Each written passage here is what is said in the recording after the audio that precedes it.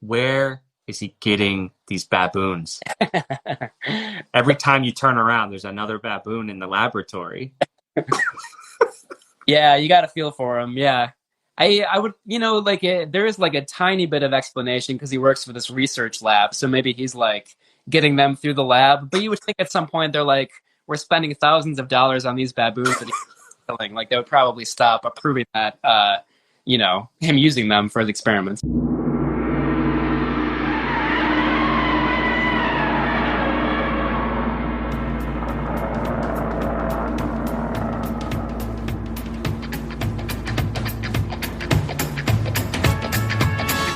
Hello and welcome to Camp Kaiju Monster Movie Podcast. I'm your host, Vincent Hannum, and together me and Matt talk about all our favorite monster movies, the good, the bad, and the downright campy, and asking if they stand the test of time. Traditional kaiju, creature features, space invaders, the supernatural, and everything in between, all strange beasts are welcome here.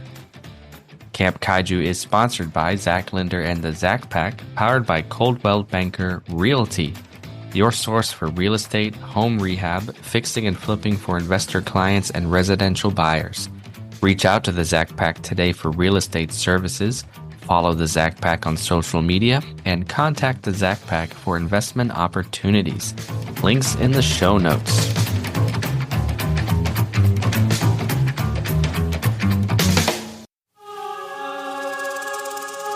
I think you're making a mistake. I think you really want to talk to me.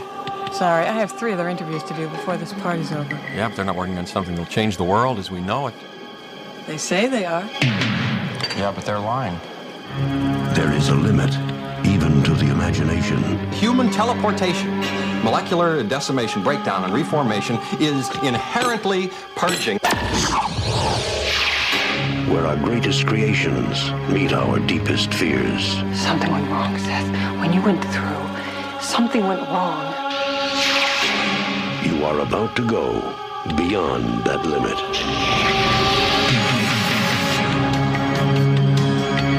Those weird hairs that were growing out of your back, I had them analyzed. But they were definitely not human. If you saw how scared and angry and desperate he is. I'm sure Typhoid Mary was a very nice person, too, when you saw her socially. No! You're afraid to be destroyed and recreated, aren't you? You're changing, Seth. Everything about you is changing. Oh, no. What's happening to me? Am I dying? I want to know what's going on. What does the disease want? These two turned me into something else. A fly got into the transmitter pod with me that first time when I was alone. Don't go back to it. Could be contagious. I'm afraid! Don't be afraid. No. Be afraid. Be very afraid.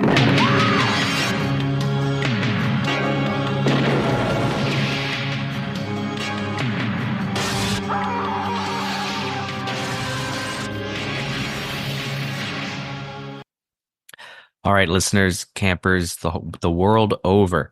Here's what we got going on for you this weekend. We are talking about The Fly, David Cronenberg's reimagining from 1986, based on the short story from the 50s, and then more widely known, the film from 1958, starring Vincent Price and David Hedison. So, what gives? Why are we going with The Fly instead of Island of Dr. Moreau? Well, we're still going to get to the Island of Dr. Moreau from 96, but that's going to be 2 weeks from now. So what ended up happening, let you in behind the curtain here, is that as of this recording, which is March 25th, 2025, Matt is in Mexico, and I'm gearing up for my own spring break vacation to sunny Iowa. With that said, me and Matt decided let's just push back Dr. Moreau and wait until we can really commit ourselves to it. Frank Olson is going to join us there. Longtime listeners rejoice for the return of Frank.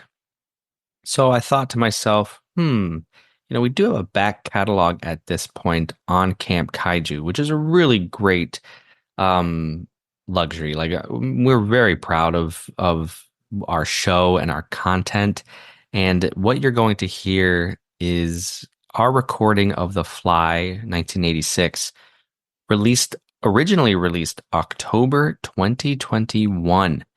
So what, 3.5 years ago? That's insane. It's also the first time Matt appeared on this here podcast.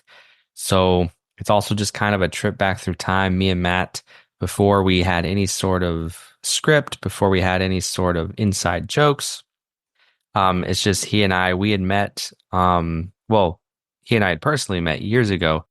We worked together, but for The Fly, for this episode you're going to hear, we recorded it originally on Instagram. Yeah, we did an Instagram live show, and that's how I was recording Camp Kaiju at that time. Boy, how times have changed, and we couldn't thank the patrons enough out there for allowing that change to continually develop. So I got a shout out Jason, Chris, Sean, our anonymous patron, Peggy, and our brand new patron, Will. If you're out there listening, thank you for your contributions every month.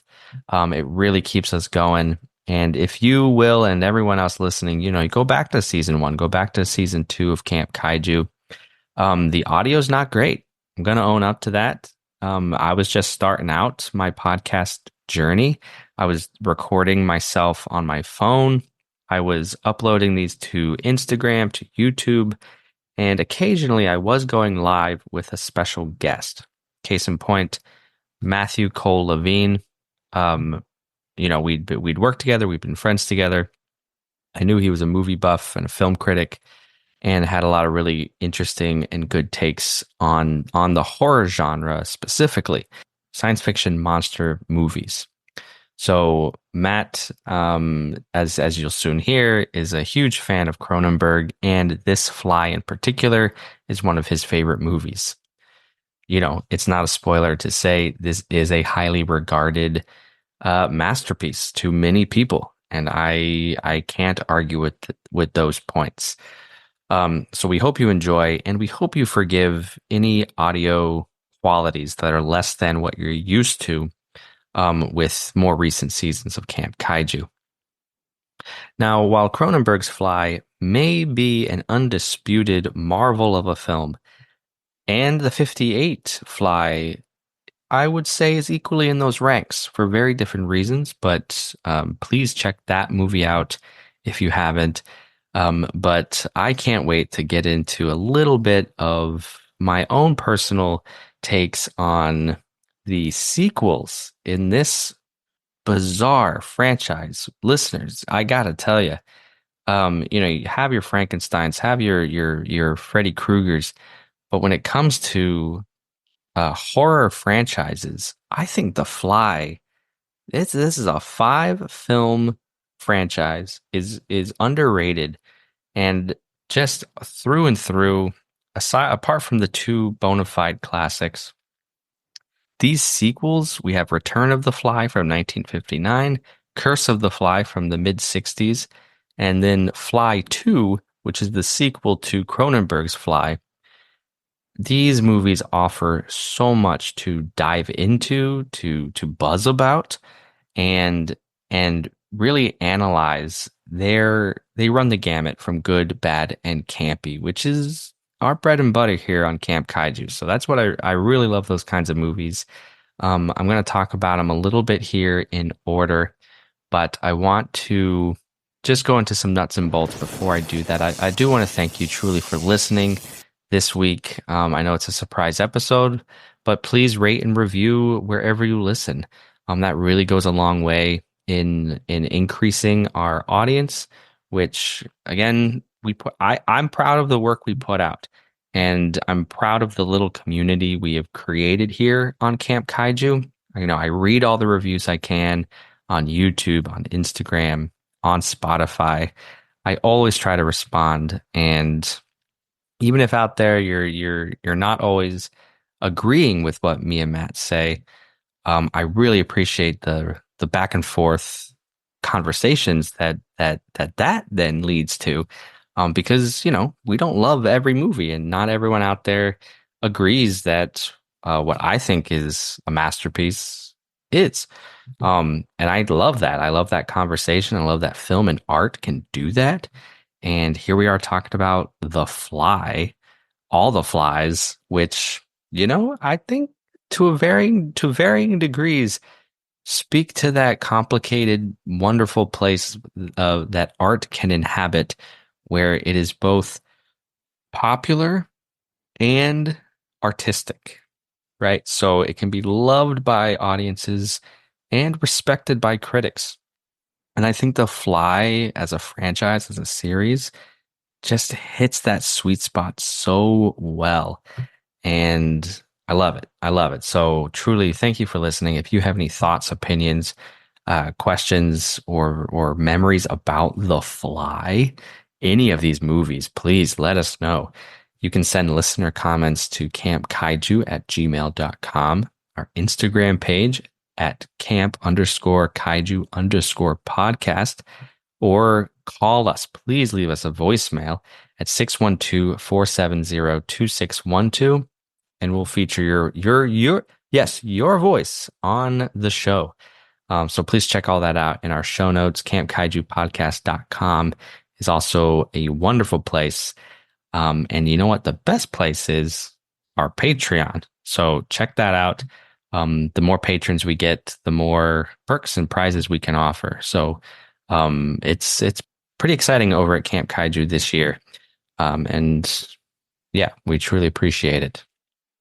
Of course, you can buy some merch, t-shirts, magnets, coasters, mugs, mouse pads, you name it. campkaiju.threadless.com can offer you a whole lot of really interesting things. So, speaking of Patreon, I just want to go back to that for a second. On May 5th at Indeed Brewing in Minneapolis, Minnesota, me and Matt will be co-hosting Film Friends Movie Trivia with Naomi Osborne. This is her once a month event over at Indeed, where she hosts and curates a movie trivia night. It's a blast. Talk about community. Same people go every month. I've enjoyed every time I've gone, and I'm honored. Me and Matt are both honored to be behind the table May 5th, coming at you with some monster movie trivia, of course. So if you are in town, please stop by and you'll get a free drink, alcoholic or not, on us, on Camp Kaiju, for patrons. So become a patron between now and May 5th, 2025, and you're good for a free drink. So why pass that up?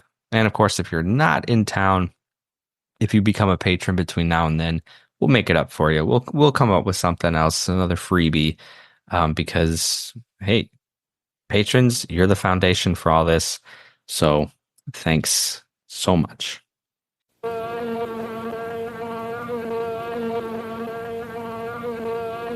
Will everyone in the theater hold on firmly to his seat, please?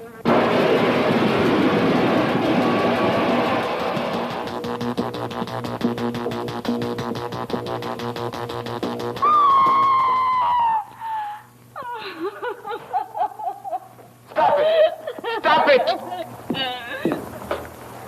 I'm Vincent Price. What unearthly horror did that girl gaze upon? What manner of incredible thing walked beneath that hood? It would be unfair at this time to show you any more of what went on in that laboratory where a man actually dared to play God. So fantastic, words can't begin to describe it.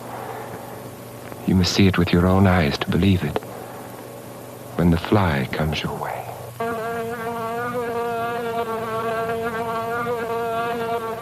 It isn't like any other fly I've ever seen. No! Please let me look at the fly. I've killed Andre. Please help me. Call the police and... The charge could only be murder. There were no mistresses. I had no lovers. Why did you kill him? God, don't let it get out. Inspector, it's in the garden. Come quickly. As God is my witness, I saw the thing. It's unbelievable. I shall never forget that scream as long as I live. The fly's on its way. Watch out for it. It's far beyond anything your mind could ever conceive.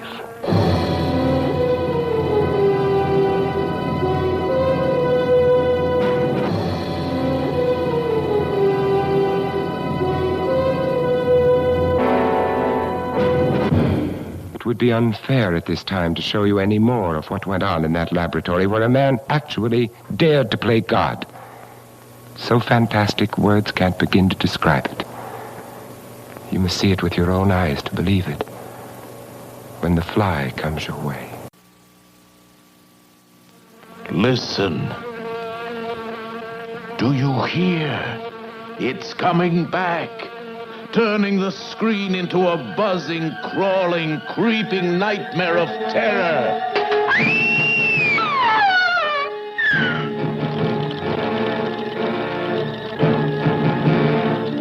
This is the son of the original fly, daring to explore the forbidden science of transmigration that brought horrible death to his father. You look as if you've just seen a ghost, old man. It was the fly.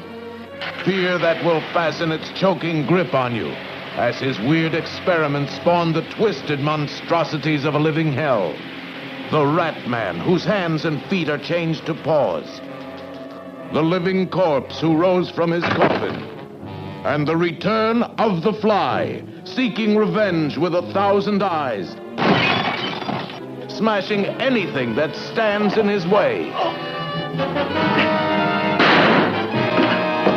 Suppose he does come here.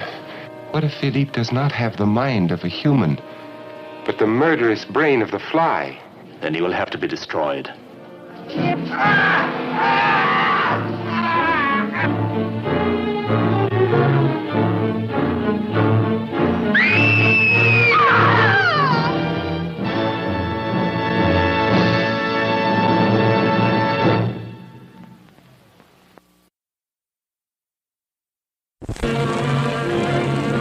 The terror shock that can't be stopped.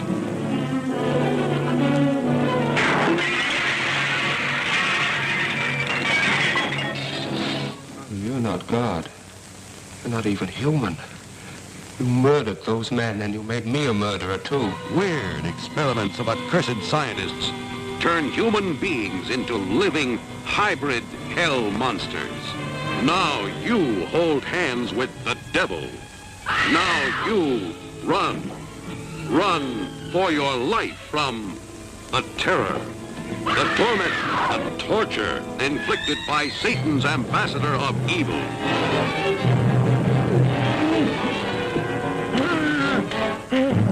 The next victim could be you. Or you. Or you. Caught forever by the curse of the fly. Return of the Fly from 1959. Now, why don't I start with The Fly from 58? Well, me and Matt actually recorded a brief podcast episode on that movie back in 2021. So I recommend going back into the history books and listen to that episode when you get done with this one. But we haven't talked about any of the sequels. And of course, I'm going to offer my 2 cents here, but not at the expense of Matt's valued input. So, listeners, if you like what you hear just a little bit here, let us know if you want some full episodes on these bad boys, because trust me, we're happy to oblige. But Return of the Fly from 1959. As I write on Camp Kaiju's Letterboxd, it is an effective sequel that continues the storyline of the Delambre family, whereby the son follows in the doomed footsteps of his scientifically ambitious father. The fact that the son is destined for Flyville is no surprise, but how he gets there offers enough unexpected thrills. The crime elements of the film are tightly directed and compellingly played. Vincent Price keeps it straight, and Brett Halsey as Philippe is a dynamic screen presence. By the end, however, this drama lurches into camp with the revelation of the fly. It's almost impossible not to, with makeup costume limitations as they were. Folks, even the first fly, acclaimed as it is, features some unintentional humor. Nevertheless, it's a giddy romp through the woods. Oh, and this is a spoiler, and the hamster with hands will live in your nightmares rent-free. Ugh. Overall, Return of the Fly plays it safe, but manages to deliver some intrigue, shock, and charm along the way. Hamster with hands, y'all. That's all I have to say. A really bizarre moment of surrealist horror. Like it's weird and wild. I didn't expect it in a black and white 50s ostensibly B movie, but there it is. Return of the Fly. Check it out. And then for the really ambitious of you, it just calls for a double feature with 1965's Curse of the Fly. Now this one does contain spoilers, so feel free to fast forward a couple minutes here. But here we go. Now, the lack of flies in Curse of the Fly isn't necessarily the problem, but the advertising that sells fly mayhem to no avail.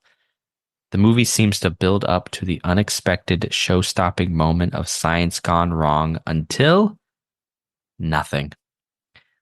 Literally, the protagonist fades away and you're left feeling the same about this movie. Still, there are several sequences worth highlighting. The eerie opening is an effective hook. Perhaps the film peaks too soon with this. The reveal that Father has been lost in space is horrifying.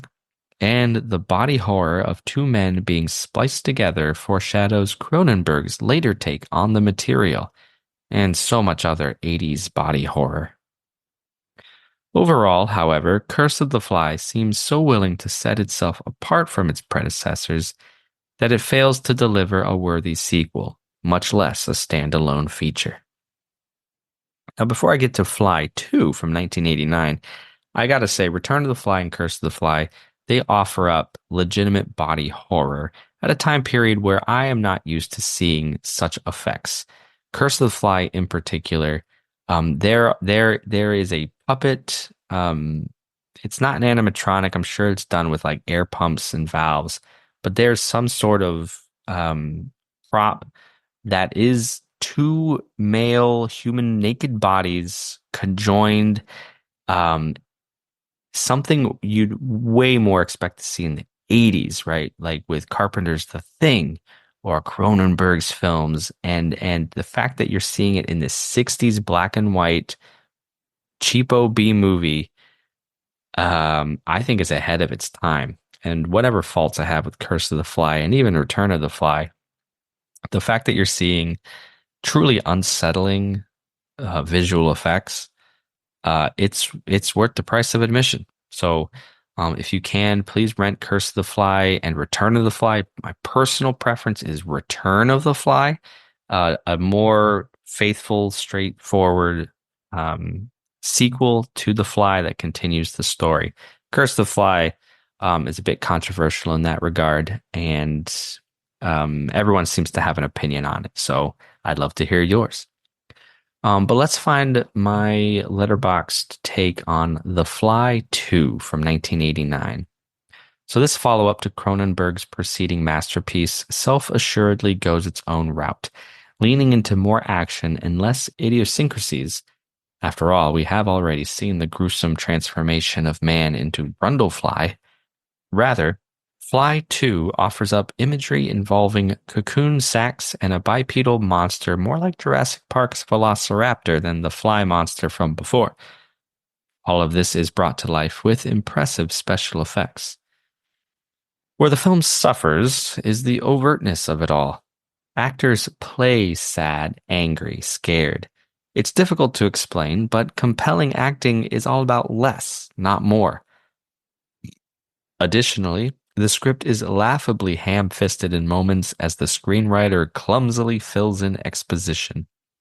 These deficiencies eliminate any emotional connection to the life and death stakes of the characters. Overall, without its famous pedigree, I fear Fly 2 would be borderline forgettable, lost in the milieu of 80s effects-driven horror films. However, as an entry in one of the strangest franchises out there, it's a worthy addition. It's a worthy addition. How would I rank the Flies? I mean, there's 5 of them. I guess I'd go Cronenberg's Fly, the 58 Fly, Return of the Fly. I think I gotta go Fly 2 and then Curse of the Fly. But those bottom 2, I could I could mix and match. Now, not that any of these movies are unwatchable. Even Curse of the Fly and The Fly 2 have their moments. Like I said, they're worth checking out again just for the conversation and to think about maybe what could have been, what turns and twists could have been better. But they're not boring by any means. So definitely worth a watch.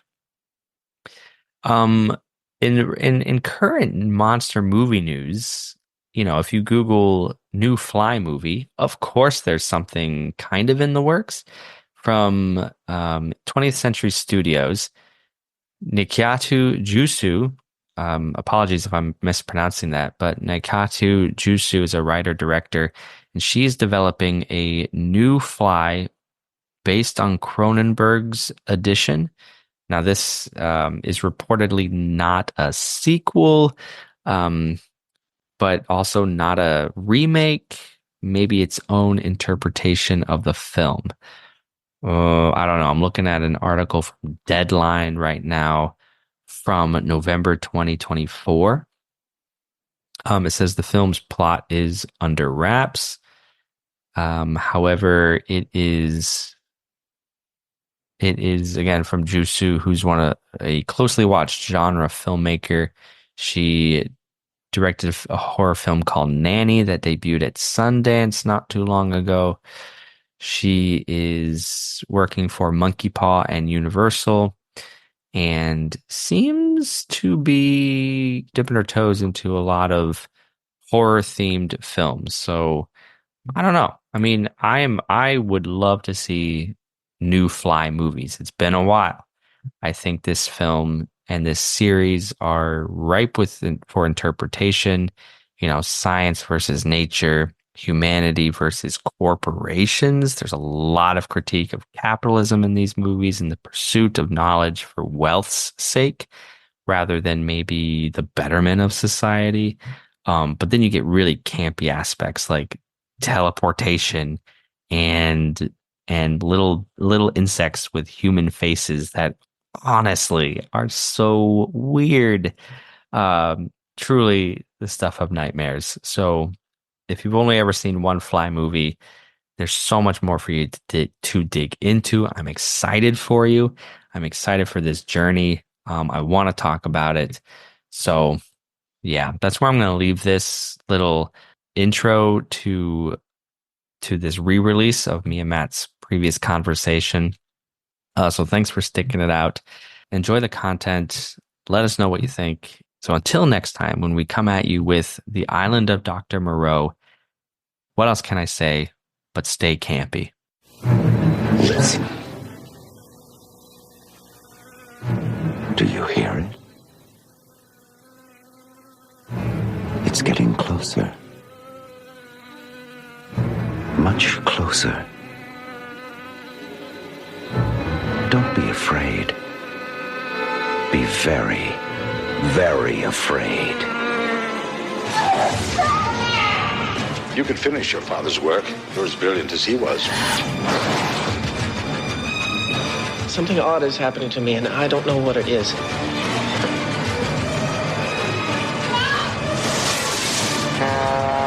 It's getting worse. I'm getting better.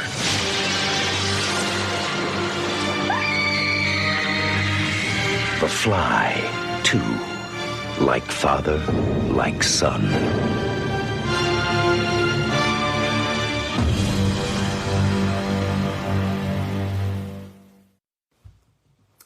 Hello and welcome to Camp Kaiju Monster Movie Talk.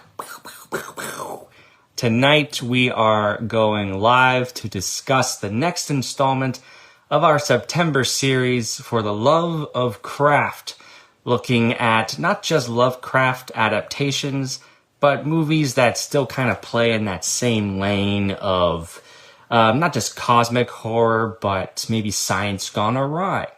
At the very most, it's a wide umbrella.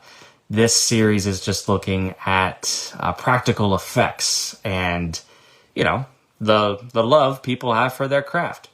So tonight we have a very special guest, buddy of mine, a film critic, aficionado, essayist, His name is Matt Levine, and I'll be bringing him on here in just a second to discuss David Cronenberg's The Fly. Here we go. All right, we will just... There he is. How you doing, Matt? Good, how are you? Awesome. Good. So glad you're here. Yeah, thank you. It's good to be here. I love your background. It looks rather spooky. Yeah, that's what I was going for. This is our front porch in our house, and we're excited to start decorating it for Halloween. So it's almost that time of year. You don't have to do much to decorate. Indeed. Yeah, our favorite part of the house. No offense. I am itching to start decorating for the season. Yeah, my favorite time of year is the best holiday. I mean, it's a good excuse to watch at least one horror movie a day. So I'm so excited it's almost October. So I went to the library today where I checked out a whole bunch of classic, like, black and white horror movies that I've never seen before. And, well, I wanted to run them by you and get your gut reactions. I'm excited. Okay. Actually, this one I have seen before. We have talked about. Cat People. So good.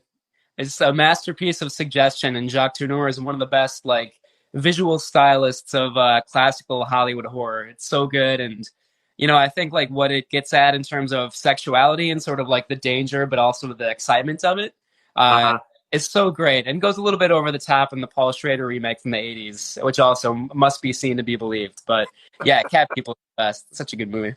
Awesome. A little sneak peek for people watching. I want to, in October... I want to do a series about classic black and white monster movies. And Matt, I wanted to ask you, like, I would love to, chat with you about this movie, but also its sequel, The Curse of the Cat People, which I don't know if you've seen, but I'm interested in that too. That's an awesome movie. It's a sequel in name only. In fact, they were sort of trying to capitalize on the success of Cat People, so they sort of brought in that appeal, but the story doesn't really have anything to do with the first film. It's kind of a little bit more about parenthood and, like, childlike imagination, and it's really, really great. I want to talk to you about it. Well, yeah, let's make a plan. So my next movie is the aforementioned remake of Cat People. It's like we planned it, but we didn't. My expectations for this are low, but I'm gonna give it a whirl at some point. Yeah, and I wouldn't say that your expectations should be low necessarily. Like, it's a really gorgeously beautiful movie. Really great score. There are some David Bowie songs, at least one David Bowie song on the soundtrack. Nastasia Kinski is really great. It's way over the top. It's really ridiculous, but sometimes that can only improve a movie. So all right. So maybe high on the camp factor with that one. Yeah, a certain kind of camp for sure.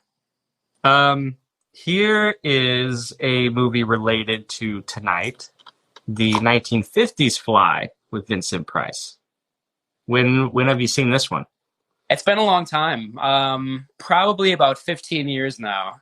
And to date myself a little bit, that was like one of my first years in college as an undergrad. So it's been a while. Probably should have rewatched it for this conversation, but it's a little heavier on the camp for sure. Yeah, certainly in relation to the David Cronenberg version, but you gotta love it. I mean, if you're a fan of 50s horror. Yeah, I haven't seen it since I was a kid, so I'm excited to watch that one.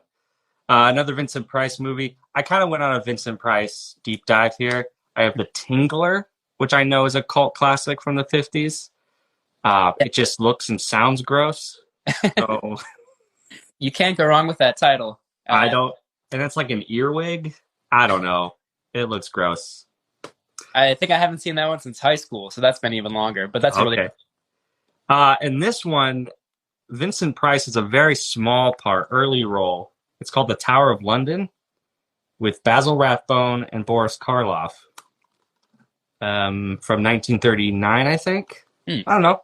Looks creepy and dark, atmospheric. And then, speaking of dark houses, I have The Old Dark House. Love that movie. Do you? I've wanted to see this for a long time. It's so good. James Whale, one of my favorite like old school horror directors. Yeah, and sort of like Bride of Frankenstein, The Old Dark House is a great mixture of comedy and horror. It's really short. It's like an hour and 5 minutes. So good. It's really good. I might be a little bit off on that. Yeah, I mean, anytime you want to come over, like, let's watch them. We'll get to The Fly. Yeah, I've just been, I've always wanted to see like the 30s type horror movies outside of the classic monsters, like The Old Dark House or Freaks or The Black Cat, I think. Yeah, for sure. There's some good stuff. White Zombie is really good. Yeah, I want to see that. That one's great. Dr. X I just watched recently. That's a really strange movie because it had like a 3-strip Technicolor process that was like used way back in the day, and then they stopped using it in the early 30s. So it's like a very old color movie that has this weird surreal look where all the colors are sort of faded and sort of dreamlike. That's a really cool movie. Neat. So I was only limited by what the library had. I can stream all these, but I checked out like too many movies from the library. So The Fly, to turn our attention to an 80s remake of a 50s classic. Just a quick little summary on Letterboxd. The tagline, first of all, is be afraid, be very afraid, which I didn't know was from this movie. It's just one of those lines that I didn't know where it came from. So it goes, when Seth Brundle makes a huge scientific and technological breakthrough in teleportation, he decides to test it on himself. Unbeknownst to him, a common housefly manages to get inside the device, and the two become one. That's about it. About it. That's it in a pod. It's accurate and yet does not convey the full freakish extent of this movie. So we're going to talk about the good, the bad, and the downright campy when it comes to this film. We'll start with the good, because why not? Well, actually, one of the good notes I had about this movie is related to what you just said about, like, it tells you exactly what that is, but at the same time, nothing. I found a lot of the suspense with this movie came because I knew exactly what was gonna happen. I knew he was gonna turn into a fly, but how it got us there kept me on my toes the whole time. Mm-hmm. Yeah, absolutely. I think, to me, like this movie's like 96% good. This is one of my favorite horror movies and my favorite David Cronenberg movie, so I think it's almost entirely good. Almost no movie is perfect, but this movie is so ambitious, and it's a good example of why horror is my favorite genre, because that storyline that you just said is it scratches the surface of what this movie is sort of trying to get at in terms of like what is a human being and like where does the human body end and like other bodies begin, and that's body in like many different senses of the word. Animal bodies or like machine bodies and things like that. I think it's about disease. I think it's about like humanity's sort of desire to be better, and that sort of destroys them in the end. It's a really sad movie, but also really disgusting and gory, and that's kind of a perfect combination, I think. It was doing quite a number on my heartstrings. It was like super sad, but then like really wretched and vile at the same time. Yeah. The best. My favorite combination. Yeah. It has a ton of heart. Like, really sincere. It's got a lot. The love story is sincere. Like, I totally buy that between Gina Davis and Jeff Goldblum. Another big thing I love about it is how it's not a simple movie by any means, but I felt like the performances and the direction were so incredibly understated that it sold all the absurdity that's really happening, but you buy it because of the understated way it's all being delivered. Yeah, absolutely. With such a ridiculous premise, it's kind of amazing that they pulled that off. But right. Yeah, I think it is kind of rooted in, sort of human motivations or feelings or whatever, because, I think ambition, again, is, hubris, whatever, like if you want to the old school literary term. Like, I think it's, Jeff Goldblum like wants to create this earth-shattering invention that will change science and change the world as we know it. And Gina Davis is a journalist who wants to, be in on this huge story. And again, like ultimately that does destroy them, which probably isn't a surprise to anybody who knows anything about the movie. But yeah, I think that's really relatable. And like the fact that they sort of just like stumble into this together and do very quickly sort of, develop feelings for each other, probably partially because of their shared ambition and their like desire to like sort of make an impact with their lives. And then it all goes horribly awry. Yeah, you're absolutely right. It makes it way more, relatable and engrossing than, most viewers probably would expect. Yeah, and especially because it is at its roots. The roots of this film is a B movie, and like that's part of the fun, I think, too. When you are familiar with B movies from like the 50s, and you're confronted with a real auteur film like The Fly. It's still fun to see where even a movie as well thought out as this is still leaning into the tropes and still like just like camouflaging the tropes in something very artistic, if that makes sense. Yeah, I think you're totally right. Yeah, and it's like the tagline, I think, is kind of a good example of that because the moment that it's spoken by Gina Davis, when she says, "Be afraid, be very afraid," it's sort of out of place. Like it's a pretty intense scene, and you don't really expect it. But it's sort of comedic, and it alleviates the tension a little bit. It's perfect. Yeah. That's like one of the best examples of that combination, I think. Right, and the fact that we're dealing with a mad scientist. I mean, he gets there like when the fly genome is affecting him. He is a mad scientist. They're so great.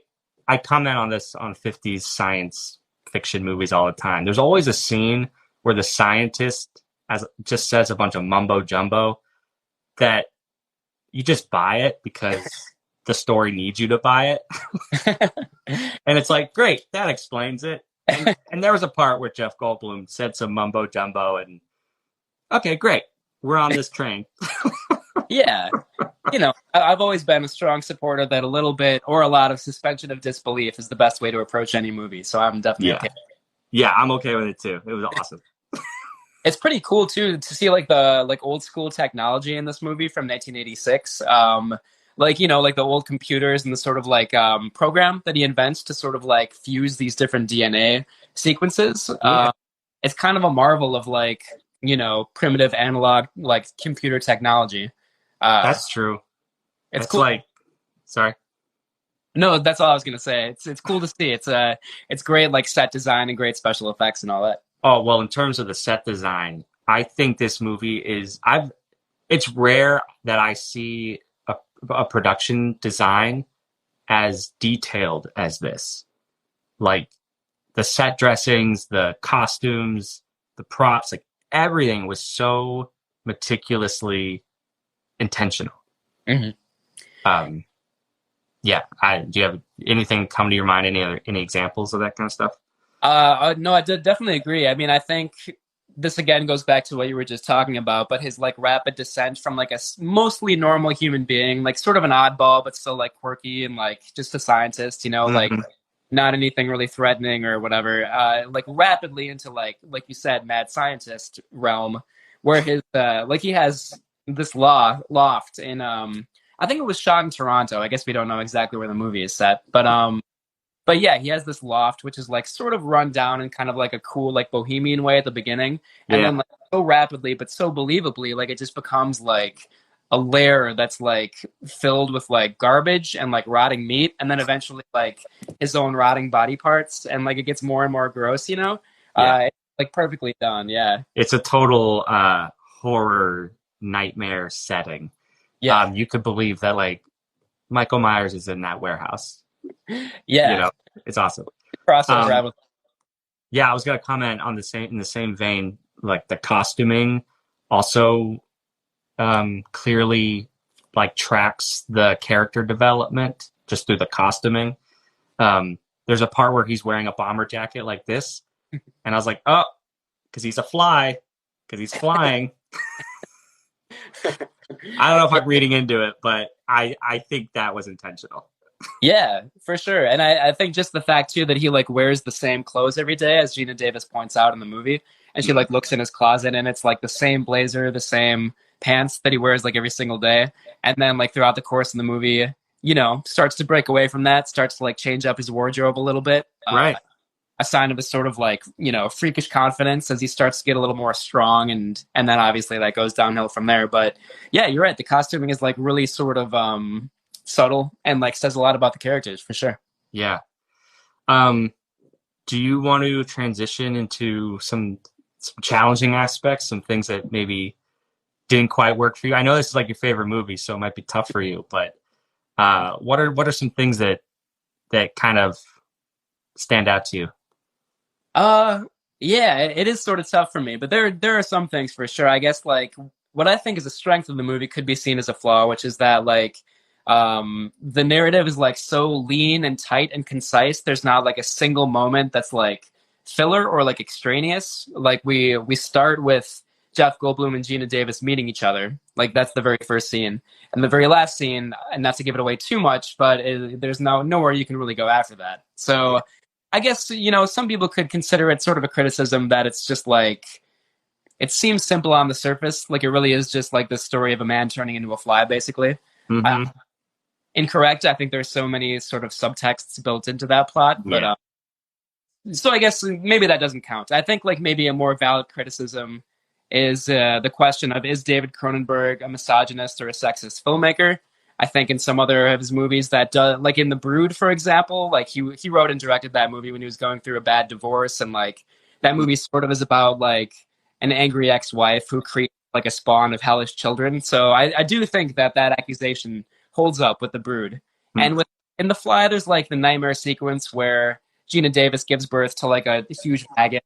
And it depends, which is pretty disgusting. I like it, obviously. It depends on how you read that. Like, I think it could be read as sort of like, you know, like motherhood and childbirth is disgusting. Or I don't think that's accurate. I think the way it could be read is that, weirdly enough, it's kind of a metaphor for abortion. The fact it's kind of like weirdly a pro-choice movie unexpectedly, because she needs to abort her baby. She knows that it's sort of dangerous for her.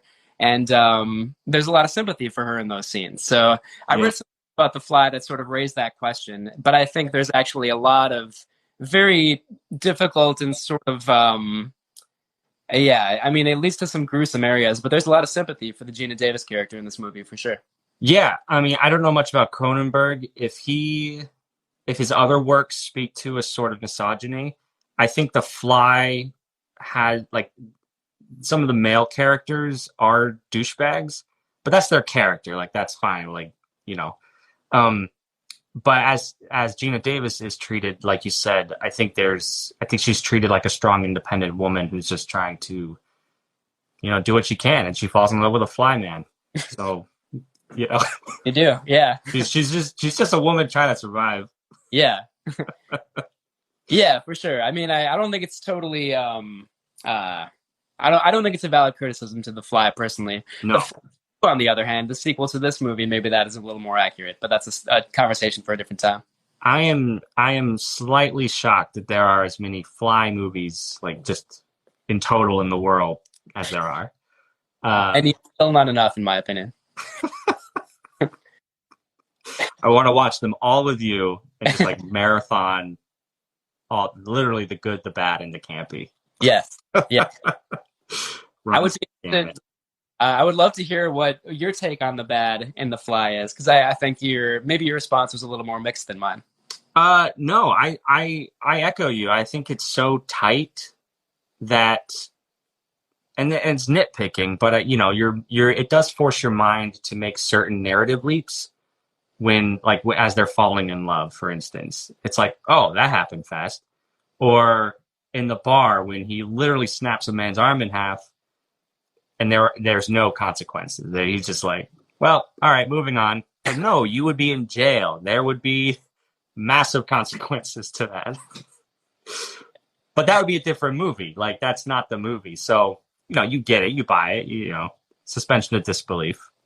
I'm nitpicking, but Yeah, no, there are some plot holes for sure. I try to think of it like if I was an audience member, like watching that other potential movie or whatever, like, that would be kind of boring. Like, I don't really want to see like sort of him in jail for a while or whatever, So no, yeah, I'm okay with stuff like that. That derails the narrative that we're on completely. Yeah, yeah, but it's a good point for sure.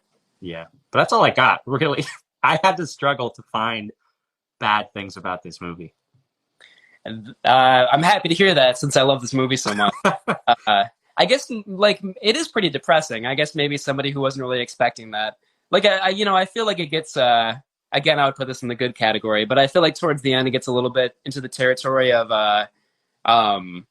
there's this great line, I wish I remembered it verbatim, but Jeff Goldblum basically says, I was an insect who dreamed he was a human and it was beautiful, but then the dream ended and the insect awoke. I think the line is something like that. Yeah. My favorite line in the movie. And it's really kind of brutally sad on like an existential level. Like, are humans any better than flies or insects, or are we all just made of like the same base impulses or whatever? Like, it's a fascinating idea that I think horror does really well. And I love that this movie goes there, but it is pretty surprisingly bleak and depressing.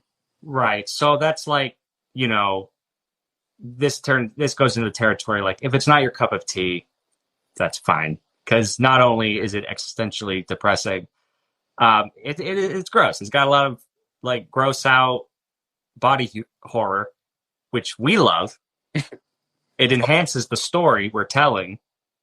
But I could see if you're squeamish, there are some rather squeamish moments in this film. Yeah, it's not for the lighthearted. That is no. And I think like I can handle it, but man, I was taken aback a little bit by some moments. And just how honestly good the practical effects are. Yeah, yep. Oscar winning by Chris Wallace, I think his name is, the makeup effects. Yeah, really, really great. The Fly 2, I know I brought it up before. It's not a good movie, but it is an extremely gory movie. So beware of that whenever you do watch it. I'll get there at some point. So what, let's move on to like the downright campy. I got something in mind, but what do you have in mind? Something that was like really silly and fun, just campy. I love the moment when he's in full-on like transformation mode and his body's falling apart. And Gina Davis, her character, comes over to his loft late in the film, and he is trying to eat a donut and he just vomits onto it. And it's really gross. And then he looks at her and he's like, "Oh, that's disgusting," which is what everybody's thinking, of course. It's such a great way to like break up the horror and the disgustingness of that moment. I don't know. I wouldn't say that's campy per se, but it definitely injects some sort of silly humor into it, I guess. My God. And it's so needed too. Yeah. Yeah. That's a good thing about Goldblum's character. Like, he keeps a sense of humor throughout, which again alleviates some of that existential depression. Yeah, for sure. You have to laugh because what else are you going to do? Like, it's just completely miserable otherwise. So yeah, it's much better. That was good. I just keep going back to, where is he getting these baboons? Every time you turn around, there's another baboon in the laboratory. Yeah, you got to feel for him. Yeah.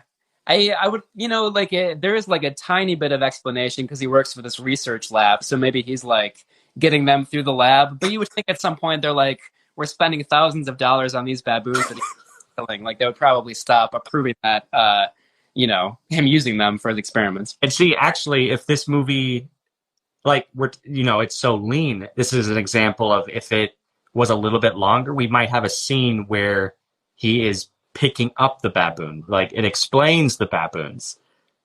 Yeah, I would like to see that for sure. Yeah, because otherwise it comes off as, really campy and silly. Like, whoa. You don't just go to the pet store and pick up a baboon. Jeff Goldblum can, apparently. Like, they're not dogs or rats. He uses baboons. Like maybe in a way that is kind of like a campy throwback to like old mad scientist movies where they did have these like strange sets where they just have like potions and animals and everything everywhere, you know? Like, That's true.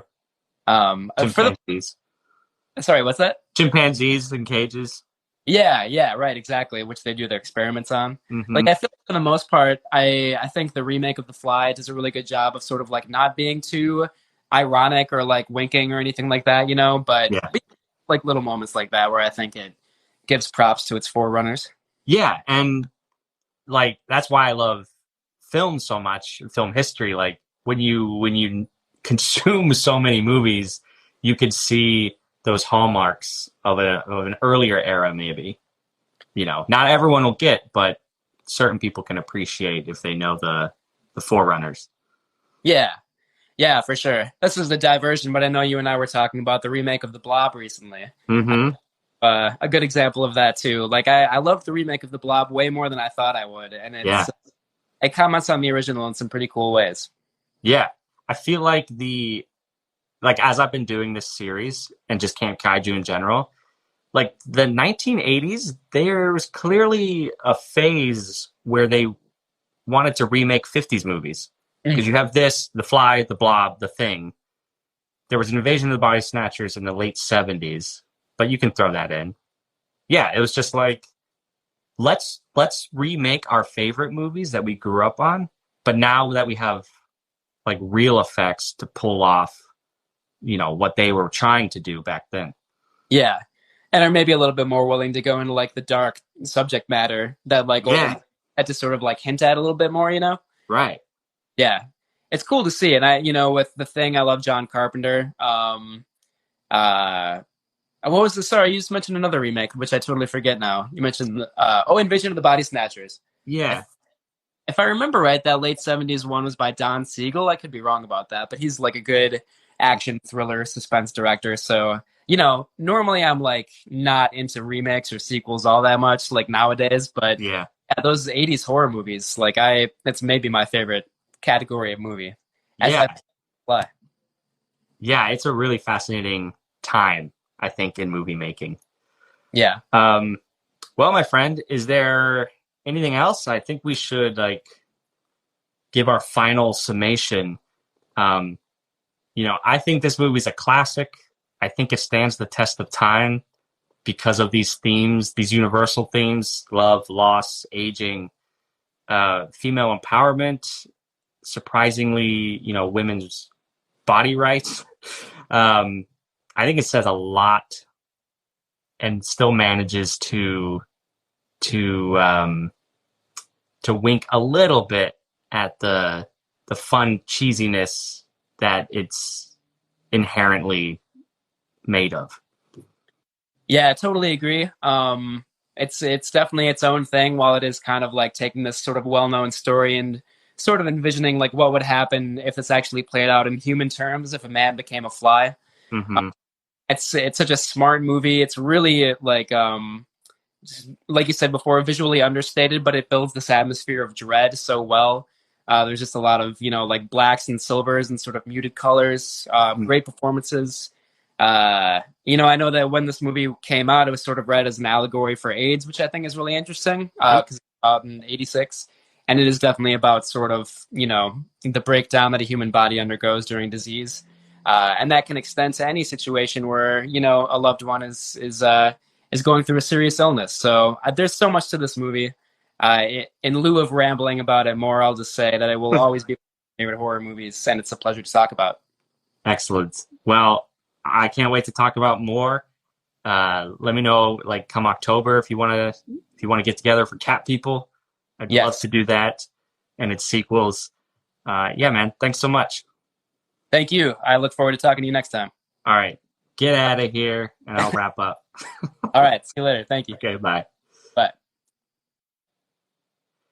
Wow. And thank you all for hanging out with me and Matt. We talked about The Fly, David Cronenberg's 1986 classic. Matt and I were both in accordance on that one. It says so much universally that I think just is as relevant today as it is in the 80s. So do check that one out. If you see any of the sequels, hit me up and let me know. Those are definitely on my to-watch list. In the meantime, next week, I will be chatting about The Thing, John Carpenter's 1982 classic, with a very special guest, a friend of mine from the Mysterious Old Radio Listening Society, which is an awesome podcast where they kind of do this sort of format with old-timey radio and specifically horror radio. So my buddy there is very familiar with The Thing and Lovecraftian horror. And I'm very excited to feature him on Camp Kaiju. So thank you so much. Like, follow, engage. There's a link to the merch in my bio. You can get this shirt if you want. Not this one, but maybe another one. And check us out on Letterboxd as well. All right, thanks, friends. Have a good night. Have a great week. Please rate and review wherever you listen. You can also share this podcast with a friend. Subscribe to the website and send us listener comments at campkaiju@gmail.com, Instagram, YouTube, links in the show notes. Or if you'd like to be a featured voice on the show, leave a voicemail at 612-470-2612, telling us about your favorite monster movies and memories. Please check out campkaijupodcast.com for more information. Camp Kaiju is recorded in Minneapolis, St. Paul with Menia's Mailbox music by Ben Cook-Feltz. Thank you, friends, and until next time, stay campy. How does Brundlefly eat? Well, he found out the hard and painful way that he's very much the way a fly eats. His teeth are now useless because although he can chew up solid food, he can't digest it. Solid food hurts. So, like a fly, Brundlefly breaks down solids with a corrosive enzyme, playfully called vomit drop. He regurgitates on his food, it liquefies, and then he sucks it back up. Ready for a demonstration, kids? Here goes. Oh, my God. My God.